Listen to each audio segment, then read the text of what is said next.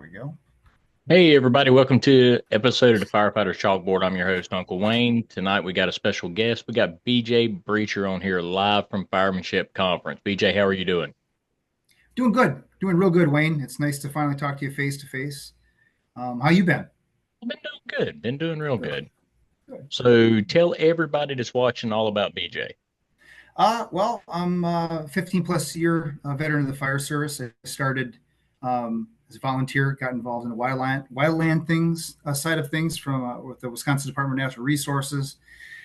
This kind of turned into a real strong interest of mine. I decided, hey, you know what? And I've been doing this the wildland thing kind of like part time, and found out that I kind of had a knack for it. And it was kind of a point in my life where I had a transition point where I'm like, hey, what if I try to make a career out of this? And I'm like, well, wait a minute. What about structural firefighting?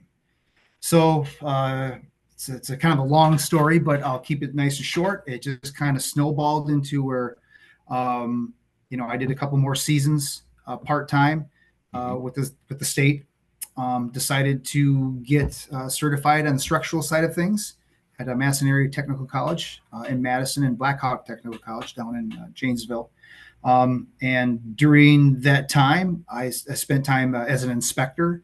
I rode on an ambulance for Broadhead Area EMS as a volunteer, was with the fire department. Transitioned into a part-time paid position for the city of Verona, where I started in 2011 and stepped down from my position. I finished as a lieutenant and stepped down last month, just kind of streamline things. During that time, though, I got hired by DeForest Windsor Fire and EMS. I worked there for 9 years. DeForest and Windsor is the best way to describe it is it's not necessarily a suburb, but it's maybe just like a little hop, skip, and a jump north side of Madison, Wisconsin. Verona is basically a smaller suburb on the southwest side. But anyhow, I worked for DeForest until last November, and I accepted a position with City of Portage Fire and Rescue, which is about an hour north of Madison. And pretty excited the way things are going. There's some big things on the horizon, not only for myself, but for the department. So I'm pretty jazzed to be where I'm at right now. Cool, good deal. I Mhm. mean, because your story's like mine and a lot of people in our job. We started as a volunteer. We started, trying to help the community. It turned into something bigger, and Yeah. you never work a day if you love what you do. I mean, Yep. but you might be tired when you go home, but you don't feel like you worked. Yeah. Yeah. I posted you said you were stalking my social media. I posted a picture after I got off my 48 last Sunday morning. I said the loser that was at my house sitting on my porch drinking Hmm. coffee, and I said the loser that lives here needs to cut his lawn. So that was on my to-do list before I left to come down here to Aurora. I can relate to that. I really Yeah, can. I've got to yeah, do mine tomorrow.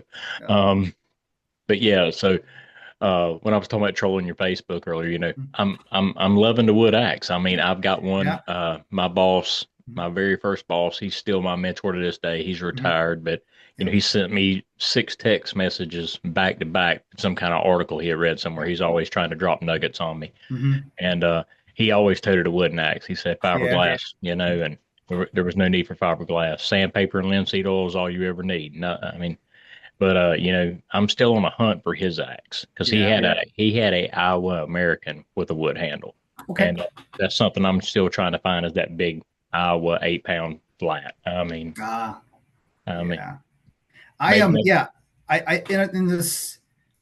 In this line of work, if we all would know we all know what we like, hmm. and it's a lot more fun to do the job with equipment that you feel you're a part of and you like.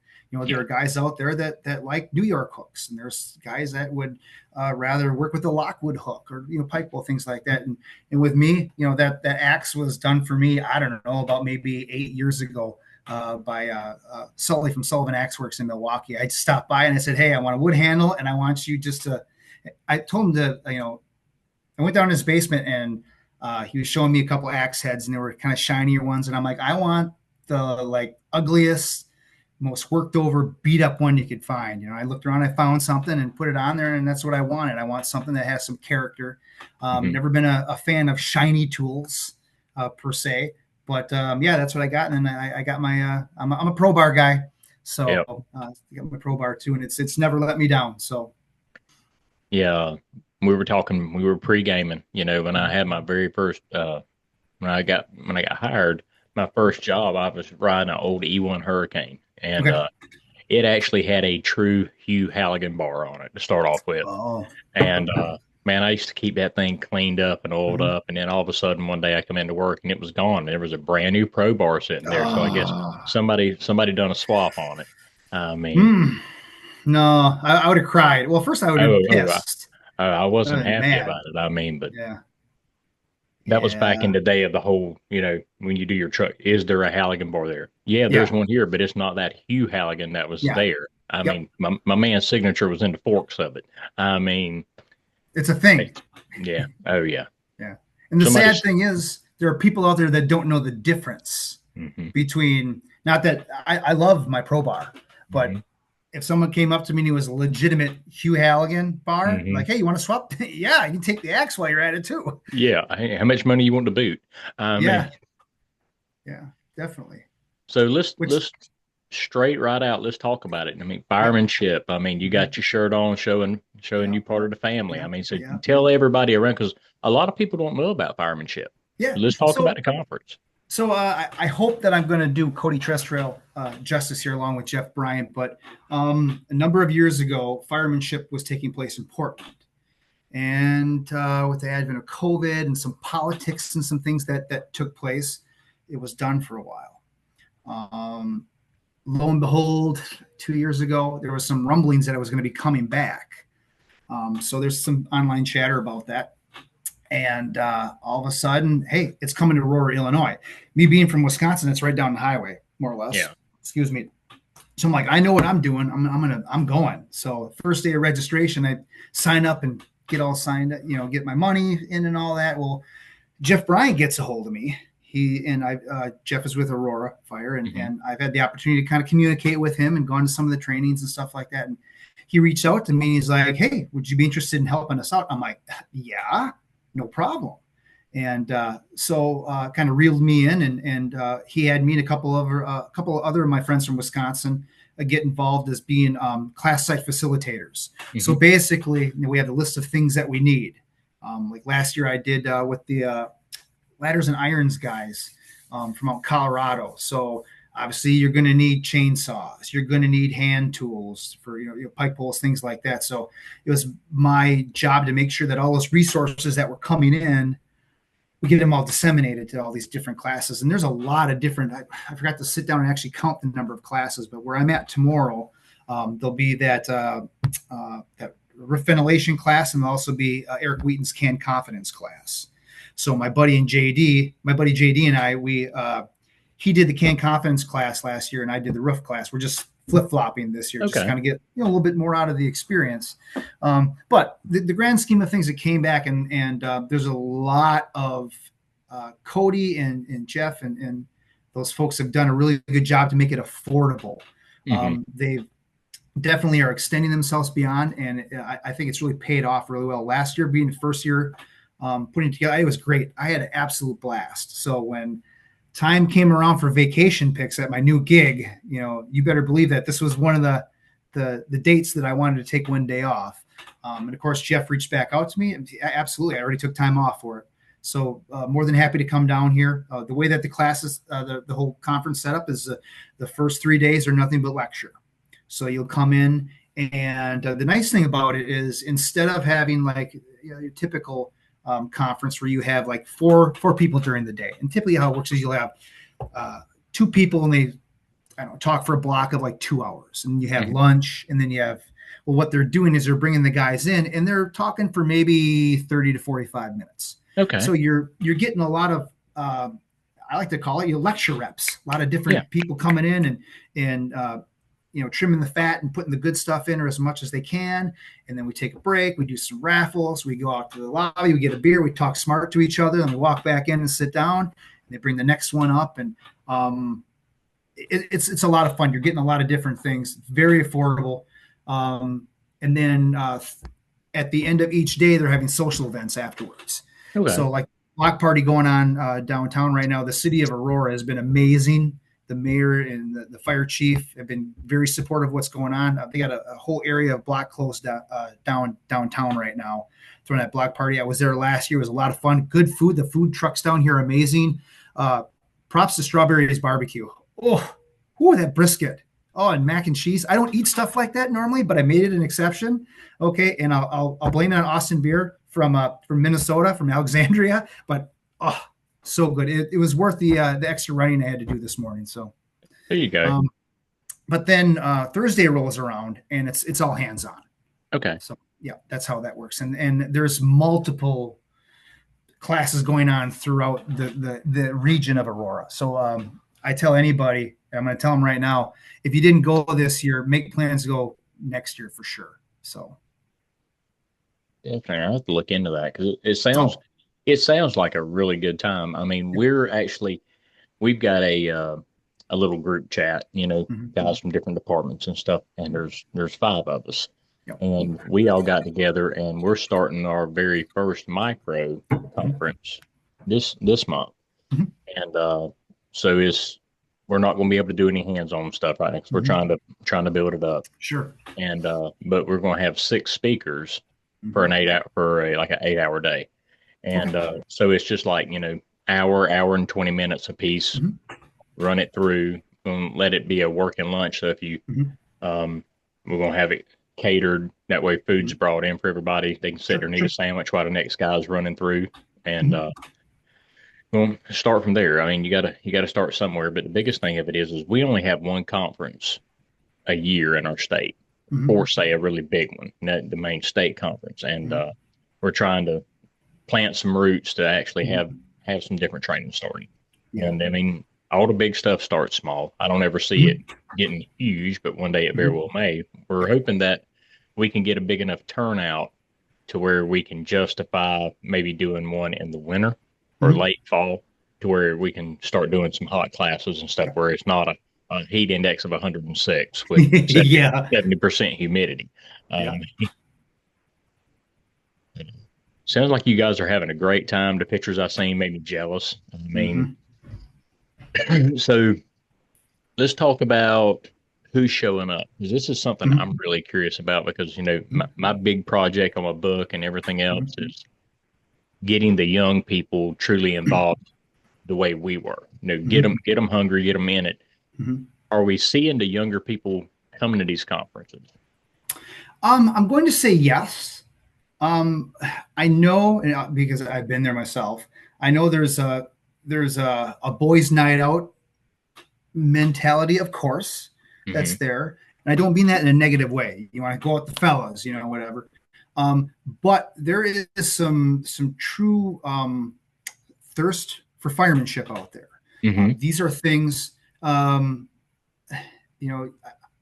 for those of us that are, especially you being on the training side of things, especially if you got people that are coming in, it might maybe be more so for me, but you have somebody coming in with Fire One or something like that. You and I both know, and a lot of veterans out there know, that you can come in with that Firefighter One, and there are so many things. There's a disconnect between, what you're told, what you're taught in that Fire One class at the local technical college, and how it's done. And I don't mean, well, you were told to do it this way, kid, but this is how we do it. I'm not like that at all.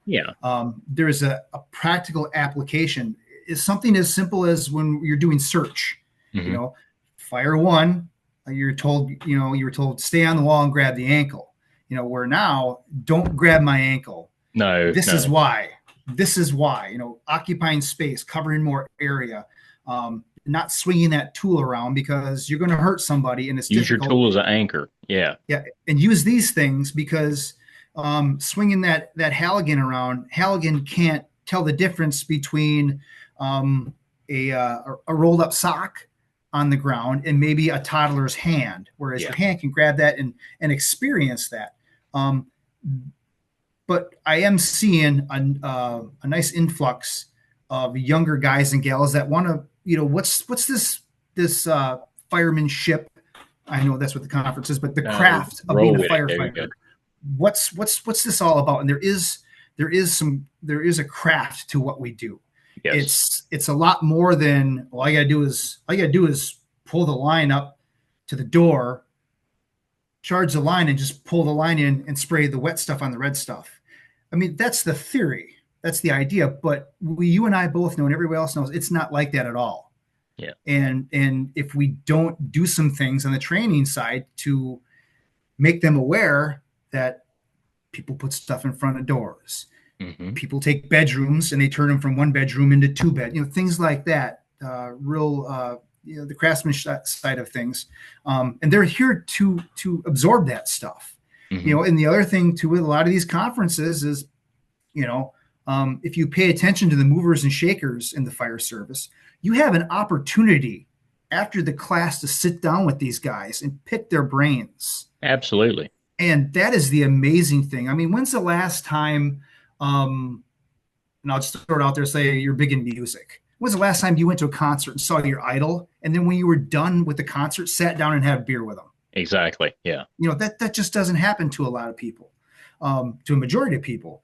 I can remember I went to the first year at Great Lakes Hot. Went by myself, got my hotel room, and there was a bunch of other guys staying in there. I went in, dropped my stuff off, and there was a bunch of firefighters sitting outside talking out in the main area out there. So I'm going to go out there and say hi. So I walk out there, and Steve Robertson is sitting there Mm-hmm. talking to these guys. I'm like, okay, I've heard the name. Oh, okay. And we started talking about pulling lines and stuff like that. That year after, a guy that has mentored me from afar, Arthur Ashley. Mm-hmm.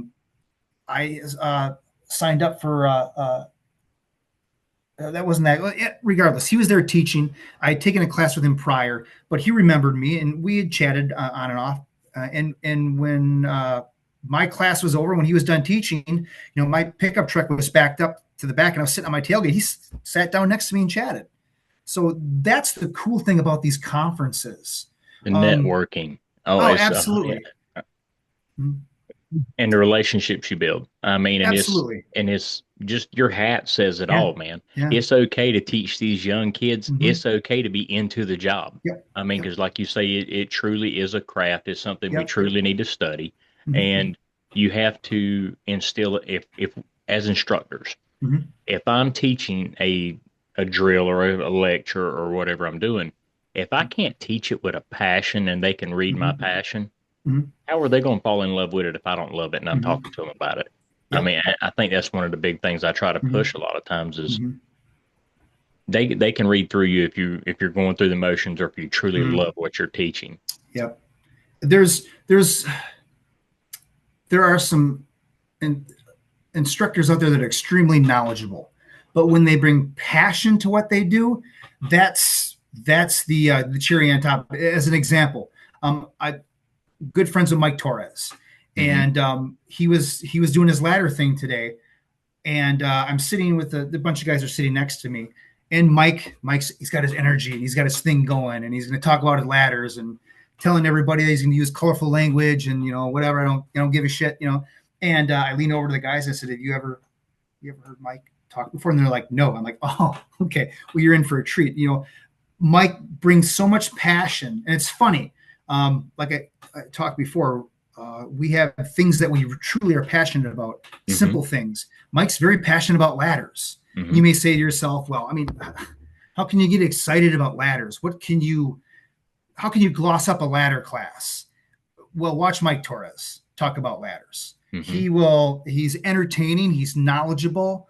And also the thing about it too is that Mike does an amazing job of making himself out to be human. He does not talk down to anybody.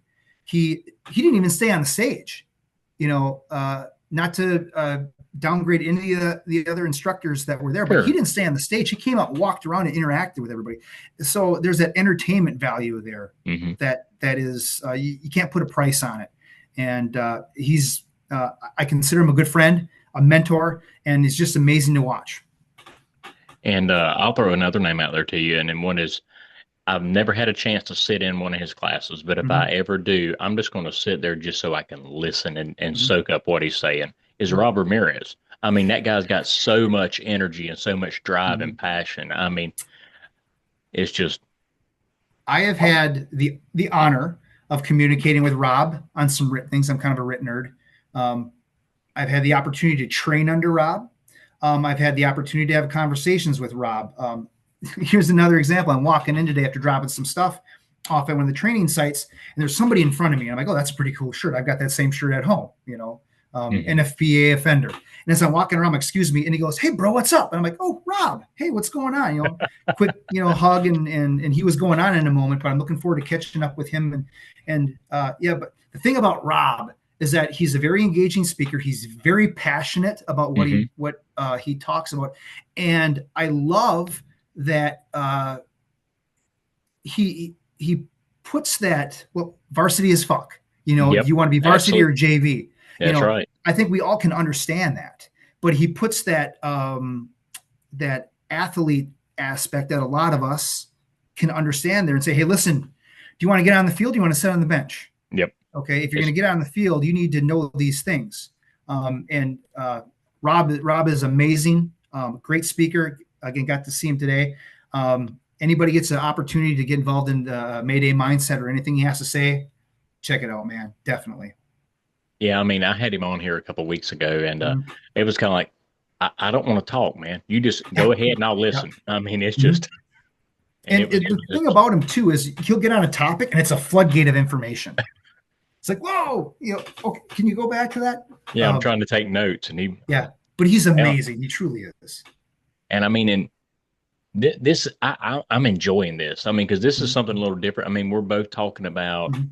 people that inspire us Mhm. as teaching. I mean, you Yes. teach classes, you assist with the Mhm. firemanship Mhm. conference, and you Mhm. teach back home a lot. I teach as a full time job on Mhm. top of other stuff, and it's just look at all these people we just love listening Yeah. to. Yeah. And it's something I was talking about a couple weeks ago when I was doing a class, and I said, and I'll bring out, the late Captain Guston. I mean, no Yeah. matter what, that was the guy that was on the stage, and he was the Mhm. shining star on the stage. And Yeah. if I would have showed up my very first time teaching a Mhm. class, that man would be sitting in the front row taking notes off of what I said because he set the Mhm. standard saying that you Yeah. can learn something from everybody, Yeah. especially your students. And Mhm. I'll be the first one to say that the kids I teach every day, I call them kids, not all of them are kids, but they teach me so much more than what I teach them. I teach them technical knowledge and give them a foundation on how to get in the street and truly learn how to be a fireman. Mhm. Give them the basics. They teach me so much more about myself as an Mhm. instructor, as a person, how to change my delivery to benefit because that's something that's a constant work in progress with our younger people coming through the fire service. We've got to change our delivery so they understand it because they don't Yes. understand the way we were taught. Yeah. Yeah. Absolutely. A couple of things. Rest in peace, Bill Guston. A very poignant moment for me in my fire career. I went to, I think it was like the first outside department training I went to in Sussex, Wisconsin. Bill was a guest speaker, and I knew a little bit about him, but I have never seen anyone so animated and enthusiastic Hmm. without being out of control about what he was teaching. And I was amazed at this gentleman.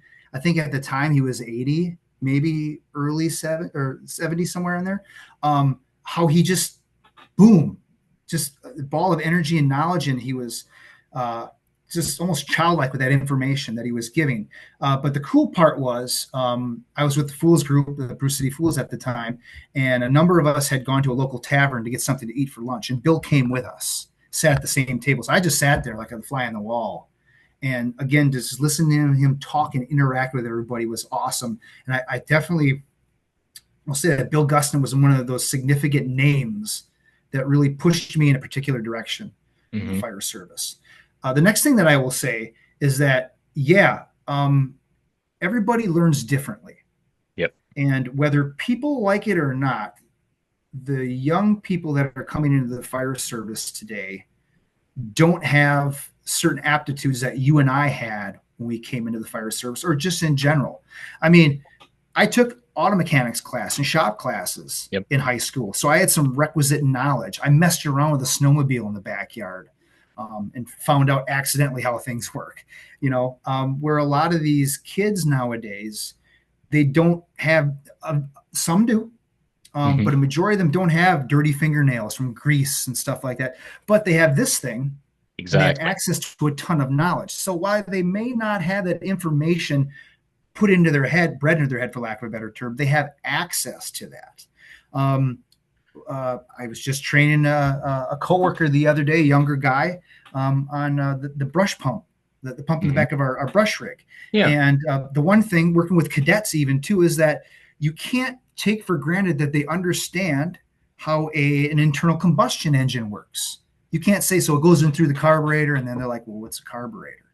Yeah. So, I said to him, and I'm sure Skylar will not be offended if I say this. But I said, Skylar, I don't mean to talk down to you. Do you know what a carburetor is?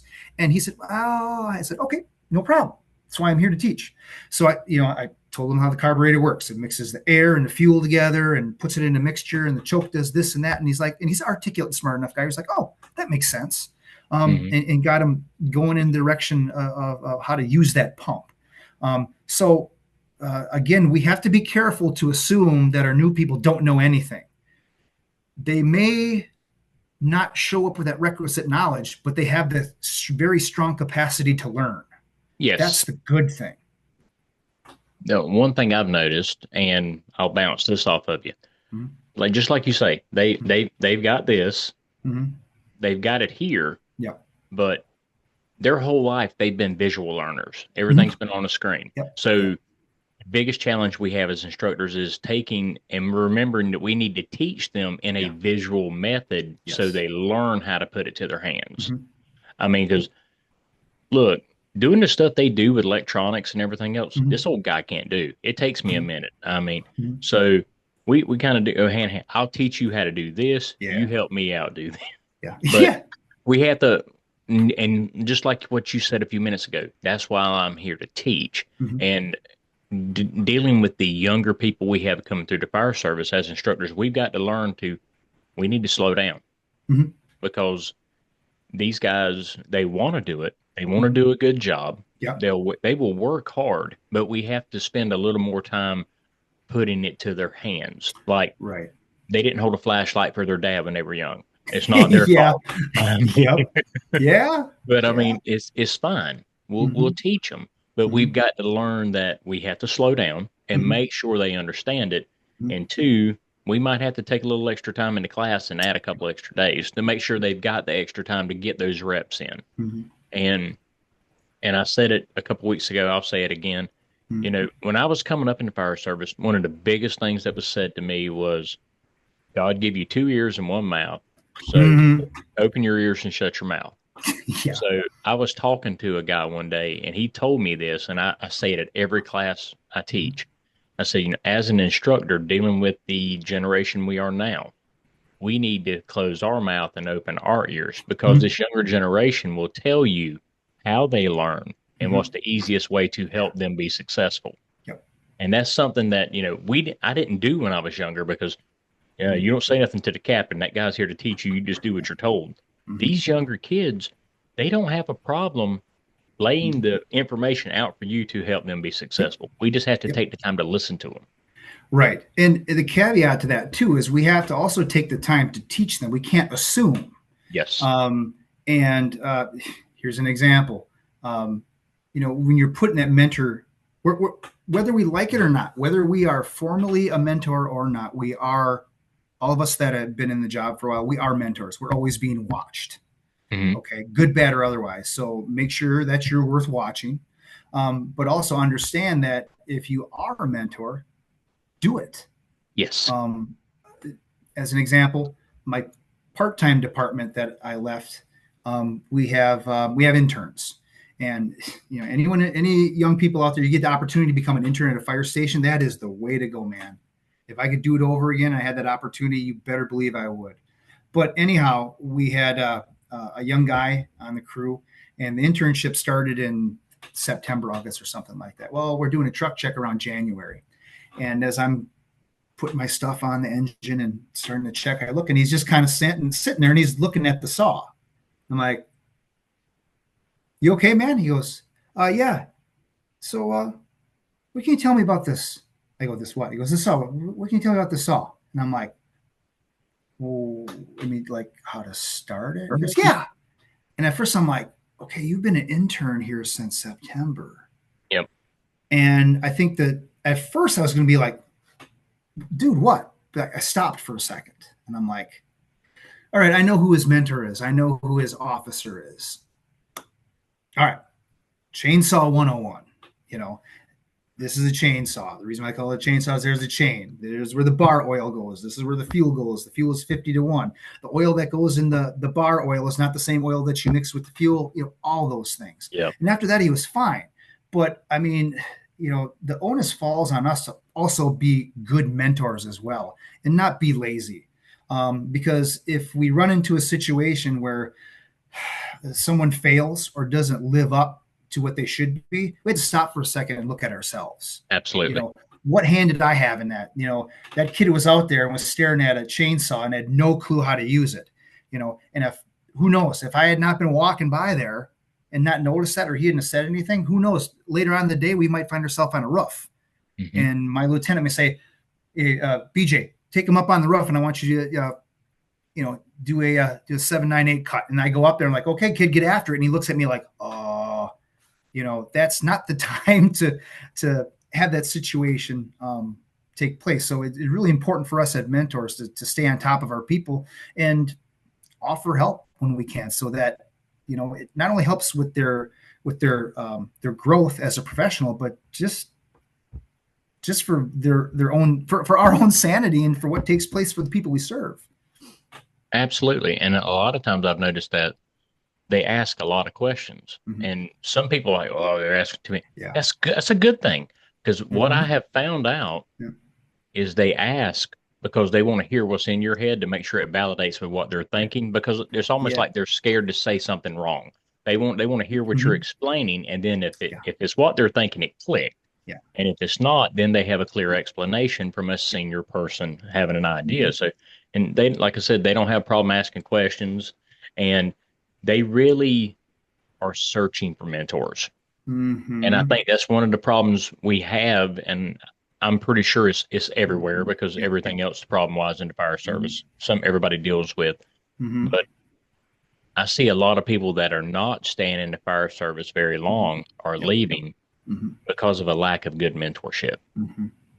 Trust is so important. Yes. And I'm talking from a perspective of, I was a new guy once, Mm-hmm. and as you're making your way through the ranks through different departments, it doesn't take long to, figure out who knows what they're doing, who is a workhorse, who's a show pony, who's willing to offer you information, who doesn't want to give you information, and you pick up on stuff like that after a while. And once, again, me being young one time too in the fire service, you find that one person that you trust, and you really find yourself gravitating towards that person for whatever reason. And on the flip side, hopefully as mentors we realize that, and that's a special thing, to be quite honest. It kind of broke my heart a little bit when I left my part-time position. There was I went to a couple training burns where I kind of, and one training where I actually kind of vibed real good with this one up and coming intern, new guy, hadn't even started yet, but like one of the we had a house burn, and one of the evolutions, they set the inside the garage on fire. Yeah. I'm like, and they said, okay, garage is on fire, we need to open the door. I'm like, all right, I know how to do this. All right, so I went and got the radial saw, and I told him, or the rotary saw, I said, here's what I'm going to do. I'm going to do a Scambia cut. I'm going to cut down, cut an angle, cut up, cut across, and as I cut, I want you to punch that corner off and pull it back like that. And he did it, and that created some confidence in him, and that created some confidence in me too. Where afterwards, he was kind of hanging out with me and just kind of sheepishly like picking my brain on things. Mm-hmm. And I offered things to him too. And again, I kind of beating a dead horse here, but that relationship is so important. I have people in my career that I still talk to that, they may have thought they didn't do much, but, my first chief at my volunteer department that gave me a paid position as an inspector, even though it was part-time. He was such a huge part of where I am today. Um, I've had lieutenants along the way that have been huge parts of where I am. I've had instructors at the technical college that are a huge part of where I am today. And when I find myself in a position to offer something to somebody, I'm cognizant of that. Yeah. You know, so it's a very important role. Oh yeah, and it's a very rewarding role. Oh Actually, yeah. I mean, people don't understand when you actually invest into somebody and watch them grow, Mm-hmm. and then look and Yeah. see the appreciation for you Mm-hmm. doing it. And like you said, Mm-hmm. a lot of times we don't think we've done that much, but for that person, it might be the world that somebody, just showed them attention and showed them some love of Mm-hmm. the craft. I mean, Yeah. and depending on the job we do, might depend Mm-hmm. on whether they stay hungry or not. Yeah, absolutely. There's, and it's not just in the fire service. There's a lot of people, regardless of what they get into. There's a lot of people that when they're young, they have these dreams and hopes, and they finally, be careful what you wish for, and then Hmm. you finally get it, and you're like, this is not what I expected. Um, and I have to say that when I first got my first paid fire position, even in a part time, I remember talking on the phone to my then girlfriend, and after a couple weeks to month, I'm like, I don't know. I just don't seem to fit in here. I'm so different than everybody. And there was some other things going on behind the scene, and understanding the static that I was getting, along with a lot of the other new people from the other guys that were already full time. And I just laugh it off now. What a bunch of dick bags, you know. But things straightened out. But again, it's so important to not sour that taste, so they do leave. And sometimes it's not your mentor. Sometimes departments do that. They don't pay attention to call volume. They don't pay attention to what truly makes their employees happy. Because you and I both know that if your employees are happy, then they're going to work. you Yeah. know Happy firefighters, I don't care what.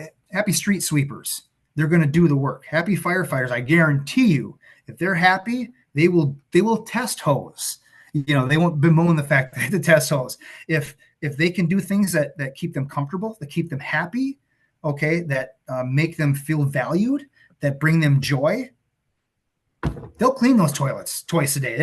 And, and they'll be your best recruitment tool ever. Oh yeah, I think that's another thing. We are ambassadors not only for our departments, we are ambassadors for our chosen field. Yes. There's a lot of um, what's the word I'm looking for? There's a lot of cliches about firefighters out there, good, bad, or otherwise, and that's whatever. That it is what it is. But anything that is bad, we can probably do our best to rectify that just by doing the job the best we can, being good people. Absolutely. Mhm. 100%. Mhm. Doing the right thing's always right. I Yeah. mean, Oh yeah. so I'm gonna flip the role on you for a second. So Sure. as a student in the fire service, Mhm. what are you looking for in an instructor? Whenever you know, what kind of class guy are you looking for? Who do you want to teach you? First of all, I want guys that have legitimate street cred. I Okay. mean, if I take a class and you you don't have that practical experience, I'm going to be at the very least be skeptical of you. Um, and and also if you don't look the part. Now, there's a lot of people out there that don't look the part that are home runs. Hmm. Okay, but me personally, I want somebody that's got some street cred, somebody that's approachable, someone that I can create a relationship with, that I can ask them questions after class. Hey, Yeah. listen, you're making this big stink about the three-piece Halligan versus a solid drop forge piece of steel, that is a pro bar. What's the big deal? And then One's a discuss that. boat, one's a boat anchor, and one you work with. Uh, Amen. Absolutely. But I want somebody that I'm going to be comfortable to go and be able to ask those questions and stuff after class, and someone that I can look up to and is a solid person away from the job too. The last thing I want to do is learn good stuff from a shitbag, because then I'm going to be like, wow, did I really learn what I should. That brings up another thing as mentors. People are paying attention to what we do away from work too. Yes. It's one thing to be showing me how to throw a ladder, on the training ground at the station. And all of a sudden I'm out one night and I bump into, that particular person and they're a complete piece of crap, or they've got, their own personal demons that are creating issues too. That's going to raise a level of suspicion for me. Hmm. So, and again, just somebody who's real and approachable, that really, catches my attention, and that makes me want to come back for more. Yeah. You Being who you are, you're not just Mm-hmm. playing the part when you're on the training ground. I Mm-hmm. mean, you are who you are. I Mm-hmm. mean, that means a lot. Mm-hmm. Another thing too is that, how can I say this? I slipped my mind what I was going to say. I Yeah, apologize you're for that. good. You're Yeah, fine. yeah. But That's no, as you get older, that's what we call sometimers because it hasn't become Sometimers. Alzheimer's yet. Okay, I like to Yeah. think it maybe it has something to do with the three concussions that I've had my entire life, one confirmed and two unconfirmed. But we'll see what happens with that. So, But throw a spin on it. Now, yeah. what kind of students do you want in your class? Oh, you know I mean, what? there's normally Mhm. what three normal types. You got the ones that are hard chargers that are Mhm. locked in on you in Mhm. lecture, and when you hit the Mhm. training ground, they're the first Mhm. ones to want to work. Then Yeah. you got the ones that will do the work, Mhm. but you got to coast them a little bit, and then you got Yeah. the ones in the back hiding, trying to make sure. There's I think there's aspects to three of them that draw my interest. Okay, Okay. good, bad, or otherwise. So number one, there's the hard charger. Hmm. That particular individual has to be maybe reined back a little bit. Um, it's good to have that enthusiasm, but sometimes when you're charging too hard, the details get lost as you're Hmm. progressing in the growth phase. Yeah. Um, I had a kid that was one of my cadets at DeForest, and without getting into too much detail, uh, his the cadet program that was through the school, and they would actually get credit for attending as cadets for the other half of the day. So they go to school and then they come to the fire station. They would do cadet stuff, and I'd show them basic skills and stuff like that, and kind of like a work study program. That's But pretty neat. yeah, the I'm in the office one day and I'm working on something on a computer, and I hear a door open, walk in, and I hear feet snap together, and I hear him basically address me like he's in the military, and Hmm. I kind of turned around and I'm like, whoa, whoa, whoa, just hold on, hold it, just relax here a little bit. Let's ease up here a little bit. I think when you, like I said before, you charge too hard and you're a little too tense and you're a little too, piss and vinegar. Like I said before, you have the opportunity to miss very important things. Um, you're not able to absorb that information as well. Um, love the enthusiasm, love the energy, but we need to dial that back a little bit. The middle ground individual, that's that piece of clay that you're able to work with a little bit. Now, the thing about it Yes. is they can go two ways. They can either, you know, uh, grab those things and just boom, like a gunshot, Hmm. or they can be like, and they can fall to that lower level. But that person in the middle, and like you said before, I keep wanting to say kid because that's typically what that is. That kid in the middle can go either way, and that's why that particular demographic is very important to get early enough and Yes. make sure that we kind of urge them to go in a particular direction. And one of the Um, biggest things is right out the gate, letting them know we truly care.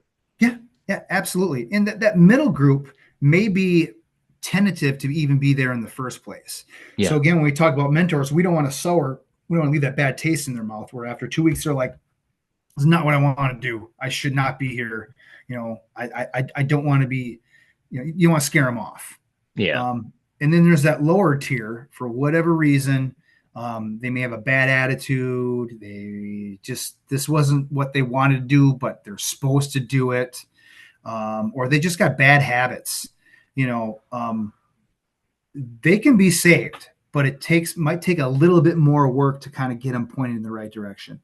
Yeah. As an example, with that cadet program, there were a number of kids that were there just to get out of class, Sure. you know, I and was that one of them. became, yeah, and that became very difficult. There was one kid, they would show up after noon, and sometimes I was on a call and I couldn't be there right away, but I would tell them right up front, hey, listen, if I'm on a call or I'm not here, when you show up, you're supposed to be doing chores, clean the bathrooms, make sure that everything is. And there was a number of times I showed up and his head was down on the table and he was sleeping, and I'm just like, yeah, I don't get what this attitude is all about.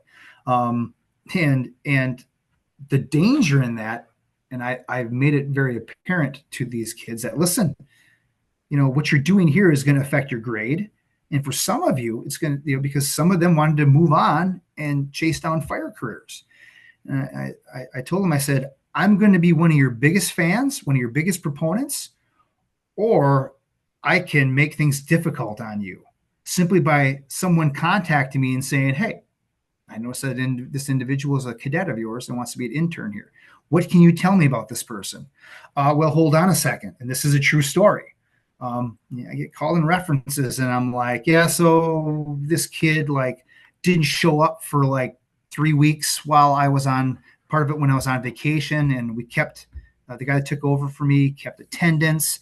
When I brought it up to him, he just sighed and said, yeah. I said, hey, you haven't been to class.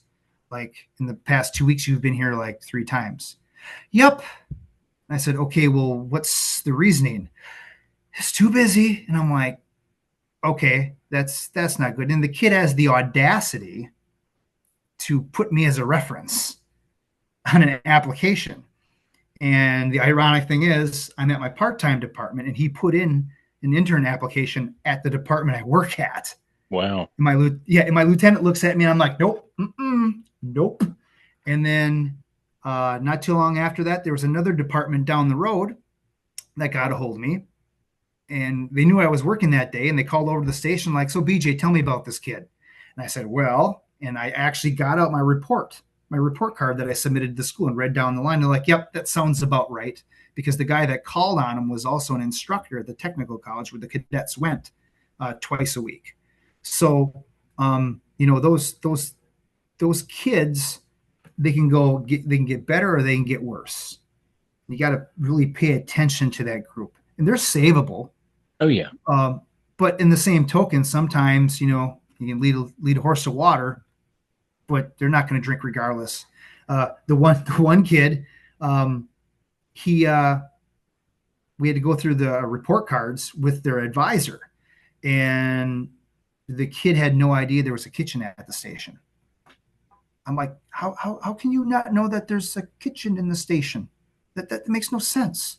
How do you not know that? This is supposed to be part of your daily thing. And to make matters worse, I'm sorry, I'm kind of going down a rabbit hole here. You're good. You're good. This goes on to show the silliness that some of these kids have, or some of these people for that matter. The internship, or the cadets, I'm sorry, the cadets, one semester they did fire, following semester they did police. Mm-hmm. I had made an exception for one of the girls that was very much into the job, and she wanted to stay. And I talked to my chief. I said, she wants to stay. She's got a great attitude. I've never had to get after her of anything. She wants to stay in the program.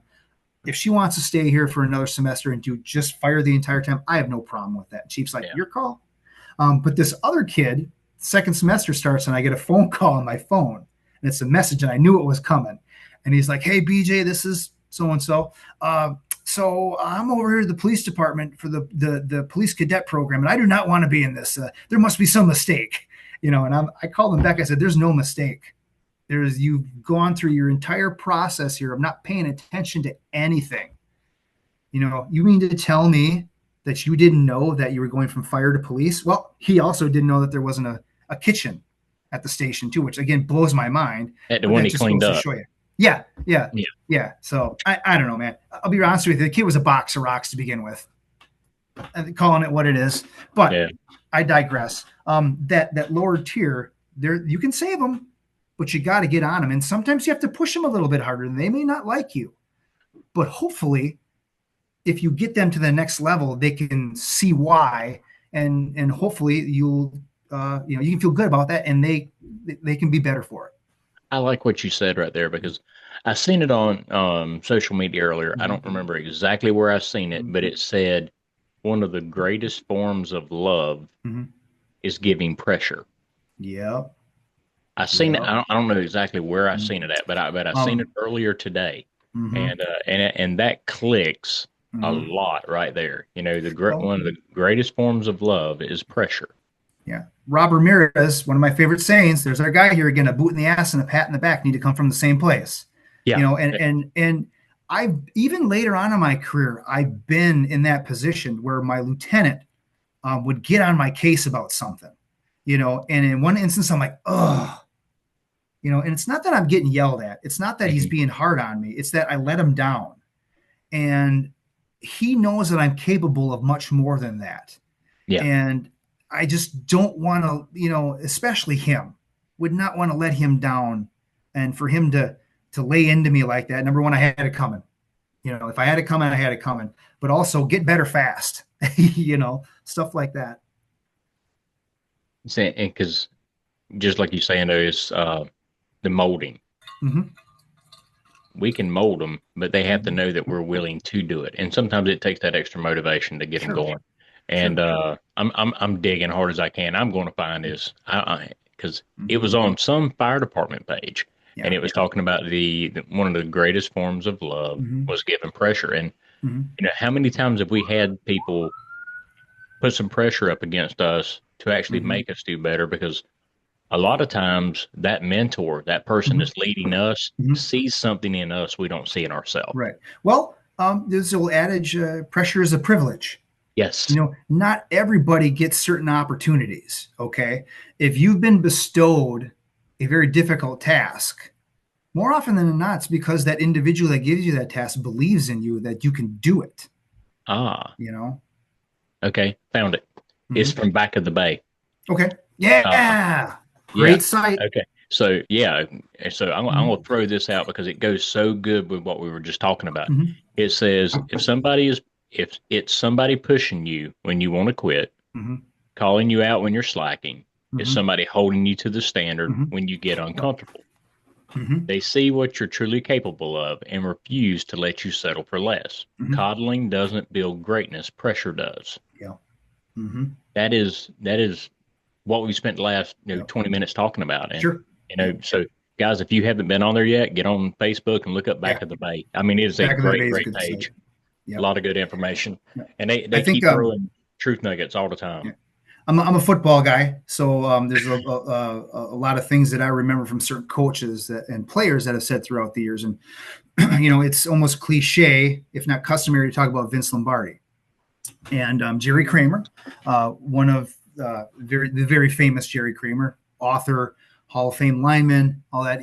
When he talks about Vince Lombardi, he was a great, not only a great teacher because he was a teacher by trade, but he was a good motivator and he knew how to motivate people. And I think a lot of people always see this fiery guy yelling from the sideline, "What are we doing out there?" Hmm. But Jerry Kramer said that he knew who he had to lay into and he knew who he had to pat on the back to get the best out of them. And I think that's also a good thing about a leader and a mentor. I Absolutely. know for a fact that there were guys that, whether I was at DeForest or whatever, I can go out there, I can lay into them, or I can say, hey, dude, listen, here's the deal. You did that. That's not what we're looking for. My previous shift, I had two guys, or my previous job, that shift there, guys that were not type A personalities, Hmm. but good paramedics. I knew I couldn't lay into them. I couldn't drop fire and brimstone on them because that didn't work for them. Good guys. I wouldn't say they're timid, but that being said, I couldn't go up and lay into them. I had to sit down and say, okay, so listen, man,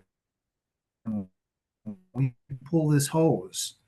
Okay, you're that back person. You have to back up a little bit so that you can create more slack so that the nozzle man can move that nozzle around. If you're right Yeah. up on his ass like that while he's trying to move that, he's got no flexibility.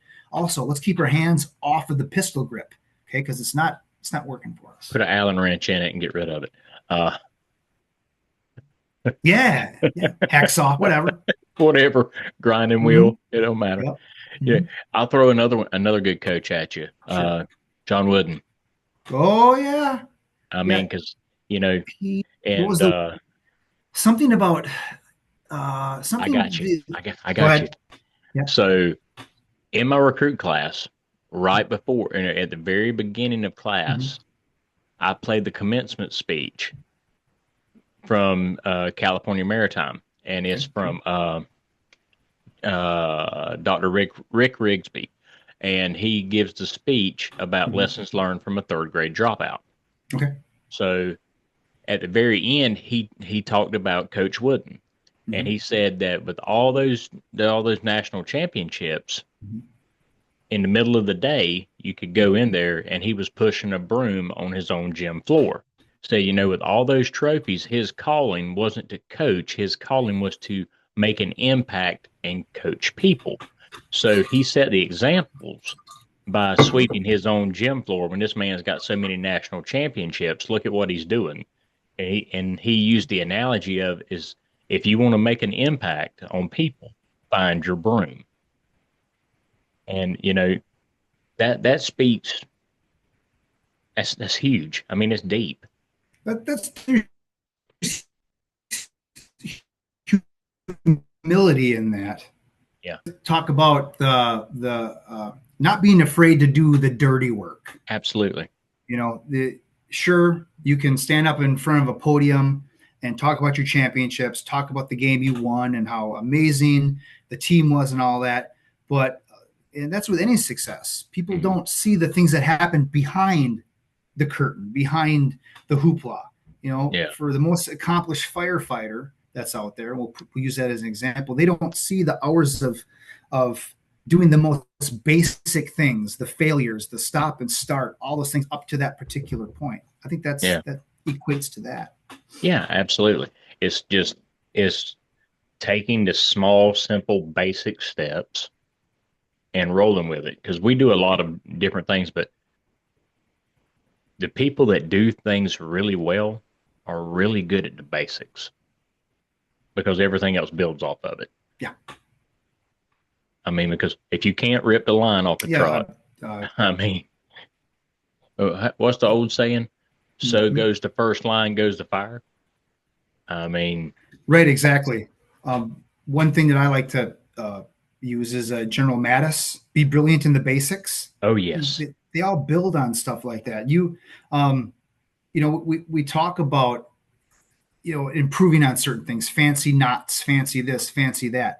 But I mean, if you can't get a guy up off the ground and move him, okay, then what good is this hasty harness you're putting together? I mean, we go on and on about whether we really should be putting a hasty harness on someone in the first place, but I digress. If we can't move a person from the corner of the room to the window, with just pulling them with a basic grip, yeah, what are we even doing? simple. I mean, the first, and I'm Rob might kill me for this one, but I Mm-hmm. mean, first way I always learned was I got a bar with me. Mm-hmm. I'm gonna hook it on the back of the air pack. I grab one side, you grab the other, and we just gonna go with Sure. it. I mean, Yep. it's we Mm-hmm. you a lot of times the more technical stuff, even though it works, it still Mm-hmm. doesn't beat the most basic concepts. Yeah. Yeah. I'm a big fan of dirty grabs. Oh yeah. Big props to guys like Sean Duffy Hmm. and not only Cody Trestrail, but a lot of other guys out there that uh, brought some of those basic moves in. Todd Shepard, guys like that are just getting those points, pressure points, a lock in the legs and the knees, and it takes a little bit to get used to at first. But once you get it done, you put the time into it. I'd rather go to that than using webbing or anything like that. Well, It's just as think simple. think of low visibility, Mm-hmm. smoke Mm-hmm. banking down, everything Yeah, else. yeah, How good are you going to put these in different places versus just grabbing and going? I absolutely. mean, And again, people think that, oh, how difficult is it? I'm just going to go in and grab them and pull them out. No, it's not like that. Just like we yeah, talked about the hose line, it's not as simple as going in and grabbing them and pulling out. There are other factors. We talk about smoke, we talk about heat, we talk about visibility. Again, we're going to go back to Rob here. you may have a plan, but you know who else has a say in it? Fireground. Yeah. Okay. That house is on E- fire. Those conditions are going to Everybody's have got say a in it. plan till they get kicked in the mouth. Yep, Um, exactly. Mike Tyson. Yep, absolutely. yeah, I mean, it, but there's so many different ways to do it.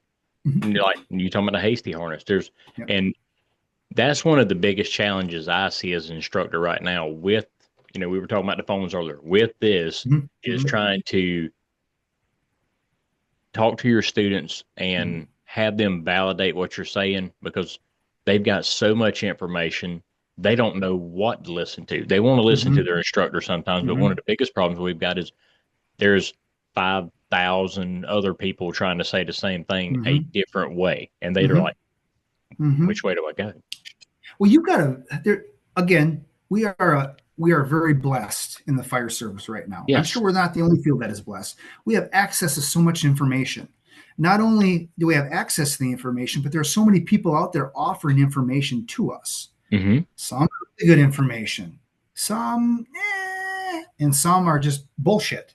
But what's important is that if we see something like, we need to vet it. We need to try it. Mm-hmm. It's not like going like, oh, that looks pretty cool. The next time that I have to throw a ladder, I'm going to do it that way, and then never do it, and then decide at 2 o'clock in the morning I'm going to do this fancy carry. That's not the time to see if it works. So what I'm saying here is, if you see something, try it Hit, out, check it hit the out. yard. Yeah. Exactly. During our academy at Portage, Chief had me teach the search part and the drags. And one of the guys on my shift, Jerry, goes, "Hey, you know what? We did this drag before. I want to show it to you." Absolutely, Jerry, have at it. And I wish I remembered exactly how it was, but part of it was dragging that person with the victim up on your leg a particular way. And yeah, I'll try it. And I did it. And I'm like, it's not horrible. It would definitely be in my bag of tricks. But don't be afraid to vet some of these things. Don't be afraid to dispel some things. Don't be afraid to dispel what you do. Yeah. We all know this line of work. There are things that I was doing 5 to 10 years ago that I'm not going to do now, because either A, it's been dispelled, or Mm-hmm. B, there's a better way to do it.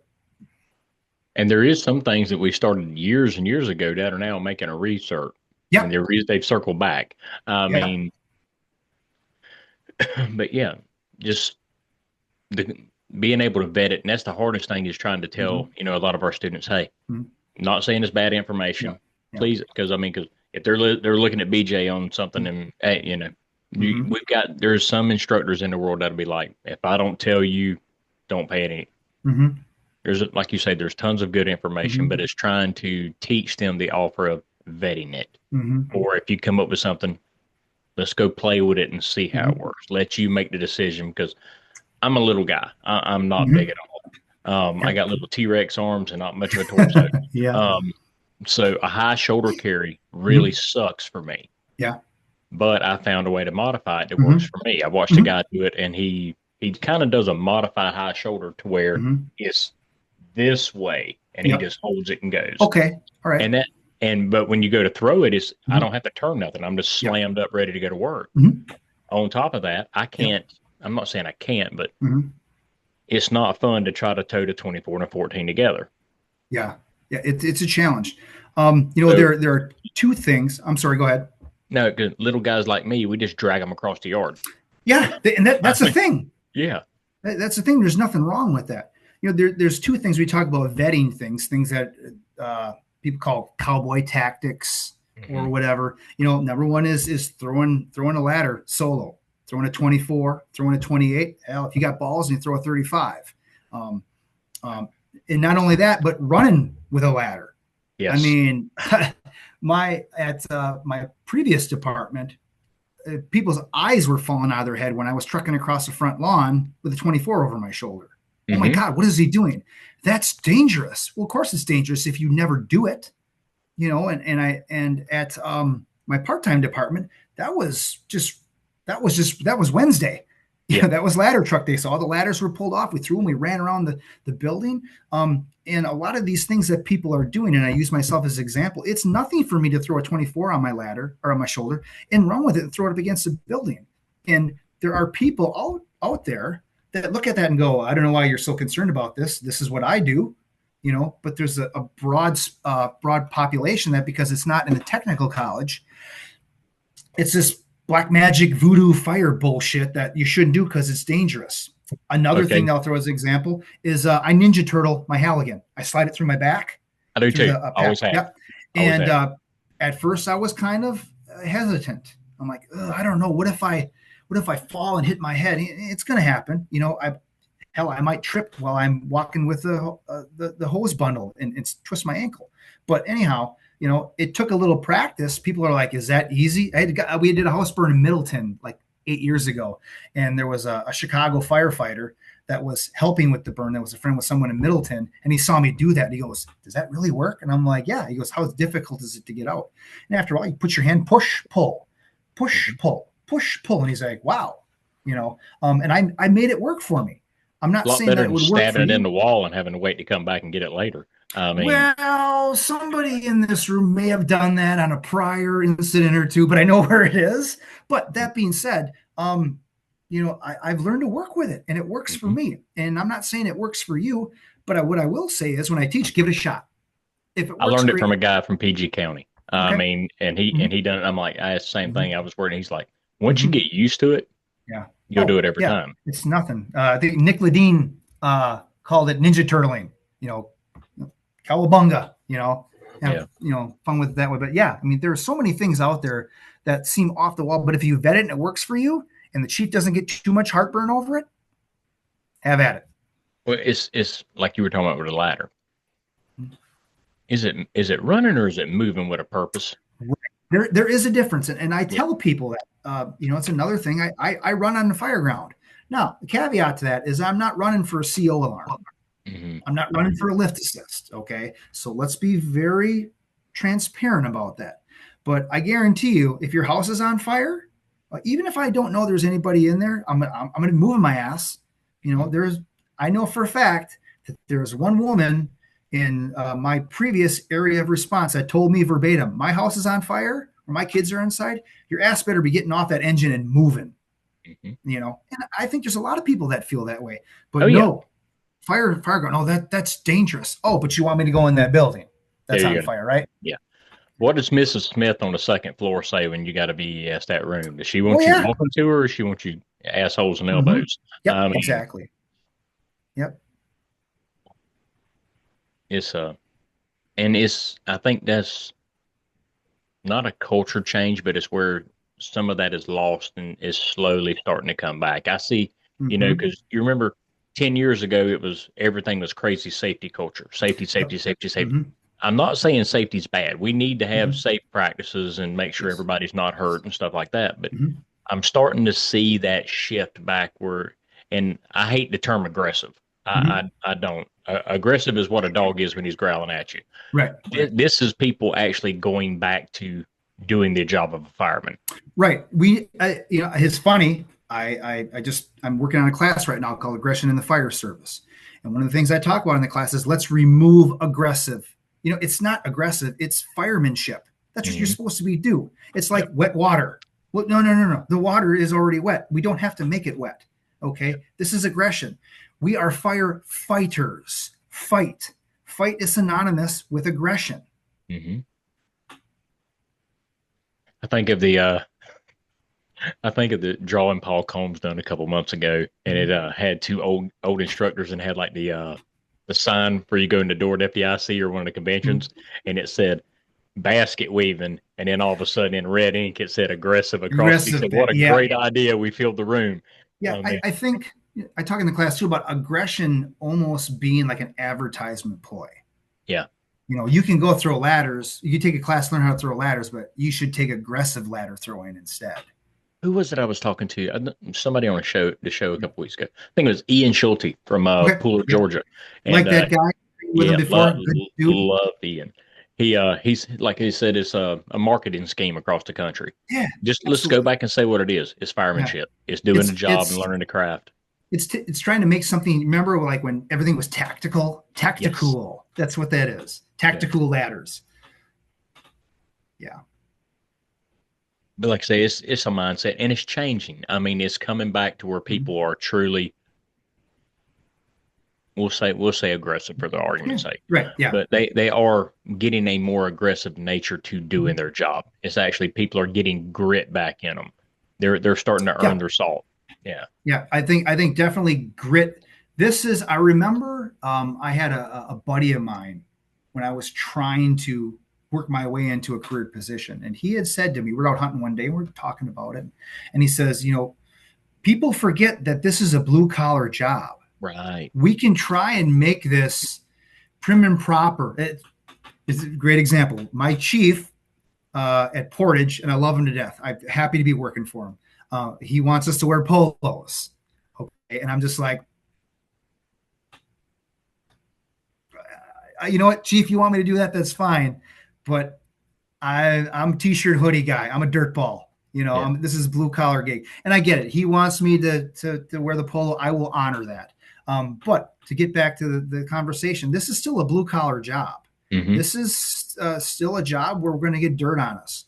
You're not going to be able to do this job from an office, which don't even get me fucking started on that.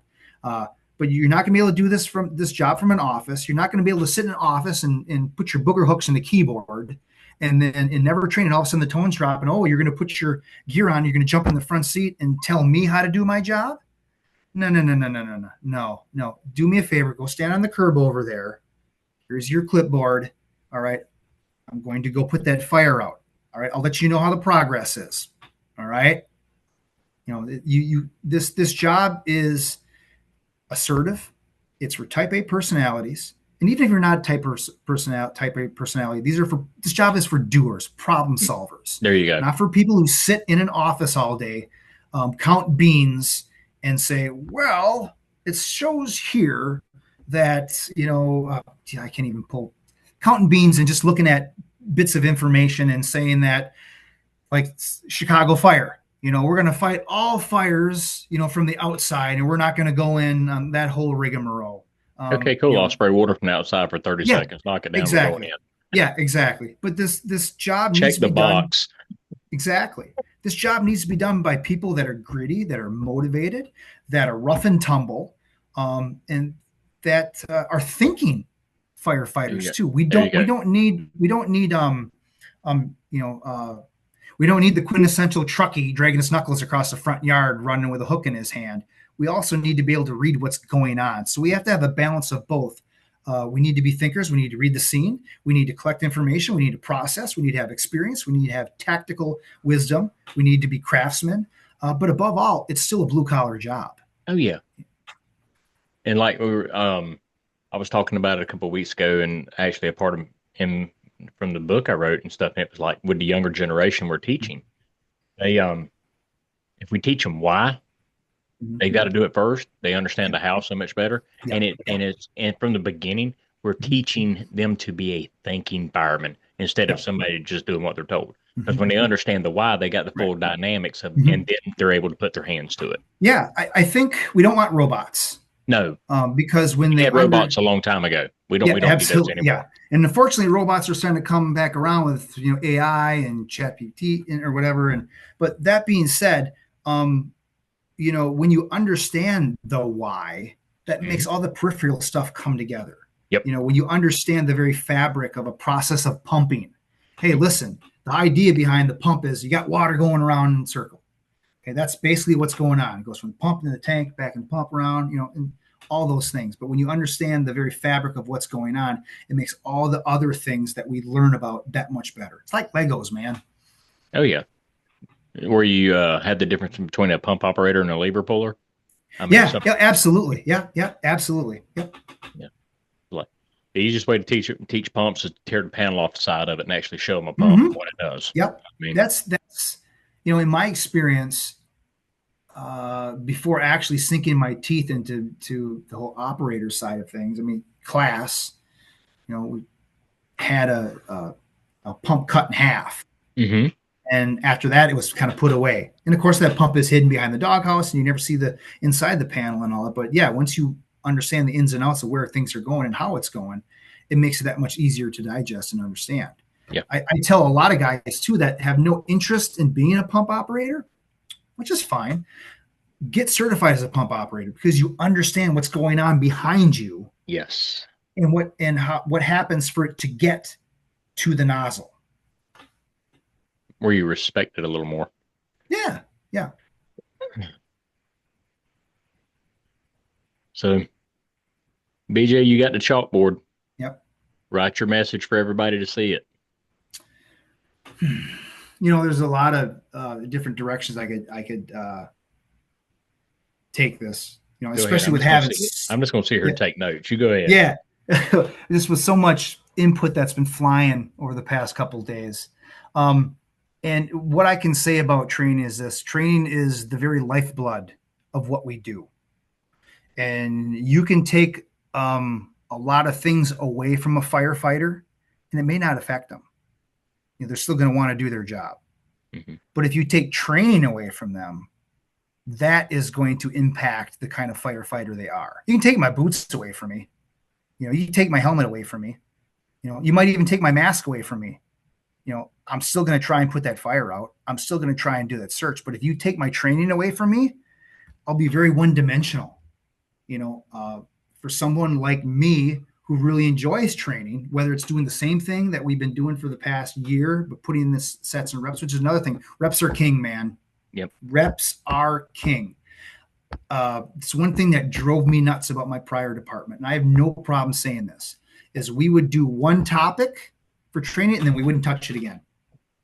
And it wouldn't come up. We would do minimum skills and we would never touch it again until either A, we had to do it on the fire ground, or minimum skills came back up again. And we wonder why that department would struggle in certain aspects of the job.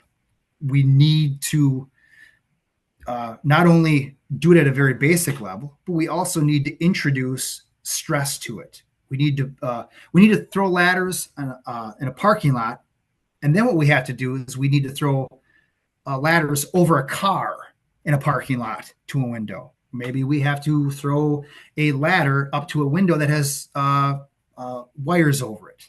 Okay. Maybe we have to take a ladder from a block down from the rig to have it brought there. And maybe we're on an angle. All these things. We don't become proficient by doing one thing once a year. So reps are king. We have to do that. We have to train. Those are the things that we need to do to be proficient. Because the fact of the matter is the people that we serve expect that. Yes. They expect that. And they don't give a shit whether we're career. They don't care whether we're volunteer. Because you know what? They don't know the difference. A lot of these people in these communities, especially smaller communities, they don't know whether their people are paid or not. I guarantee they don't, but they expect us to function at the same level across the board. They don't care that we're volunteers. They don't care if we're a chief. They don't care if we're an EMT or a paramedic or whatever. They don't care if you've been on the job for 1 day or 100 days or 5, 10, 20 years. You showed up with the gear on, you're expected to perform. Yep. And we need to train. We need to do that consistently. We need to get reps in. We need to do the thing so that we can do the thing. And that's what they expect of us. Yep. Like when you hold your hand up, it's an oath. It's not a ceremonial high five. Oath keepers. Yep. Down in Ohio, they said that, the oath we took is not a ceremonial high five. And it's true. If there's one thing I could say also is that I think there's a lot of people that think as soon as they put the t-shirt on and the pager on, they've got superpowers all of a sudden. Hey, I got this t-shirt, I got the pager, I can do all the things. No, you can't do all the things. Okay. You've got to learn to do all the things. To go back to what I'm talking about with the training, if you do that skill once, you're not proficient. Just because you did it once and you got the check mark that you and 3 other guys put up a 24-foot ladder. Oh, yippee freaking skippy. You got 3 people that are going to help you throw that up. I've got some opinions on that. But the fact of the matter is, are you always going to have 3 people to help you throw that ladder up? Sure, minimum skills, we're going to have 2 people throw it up. But what happens when it's just you? What happens when, hey, listen, we got to split our crews up because the lieutenant's got to do a 360. Pump operator's got to get the deck gun rolling because that whole side of the house is rolling. We're going to knock it down first. And I've got my nozzleman. He's pulling a line out, and somebody's hanging out of that window up there. hey, why don't we divide and conquer? You know, grab that ladder, throw it up, get it up there. We have to do that sometimes. Yep. Because that's what the But yeah, citizens need. yep. But to put on the chalkboard, reps are king, and training is the lifeblood of what we do. You can take everything away from us. We're still going to try and do the job. But if you take training away from us, you're going to cripple us. I like that. Reps are king. Mm-hmm. Reps, reps, reps. The only Mm-hmm. way you're going to get better. Mm-hmm. Man, thank you so much for being on here tonight. I hope you You're enjoy welcome. the rest of your time at the Firemanship Conference. Mm-hmm. Just be prepared for some text messages because I want some updates on some of the stuff. Uh, You know what? I'll be posting some. I got a bunch of photos. I'm a photo nerd. I'll probably be posting some videos. I have a drone with me, oh, and I've done some research. The site that I'm working with is by an airport. Obviously, drones and airports do not mix. However, some things that I've read up, as long as I don't go to a particular height, we might be able to get away with some things. oh, So interesting. might see some video in the next week or so. But Oh, thanks for the opportunity. It's always fun to sit down and talk shop. absolutely. I appreciate you taking the time, especially with you at the conference and stuff, because I know Mhm. you could have been knocking back some cold ones with the guys, Yeah, reminiscing right now. yeah. I mean, but I greatly appreciate it. Hmm. Give Rob a big hug for me. Tell him I said Okay, hello if you I run will up with him definitely do again. that. Yeah. And Oh yeah, I'll definitely run into him again. so everybody, this is BJ Breecher. Check him out on Facebook. I'm sure he needs a couple more friends on there. And until next time, guys, remember, write your message on the chalkboard. Let everybody see it. If you're not sharing it, you're not helping anybody. Stay safe and keep learning.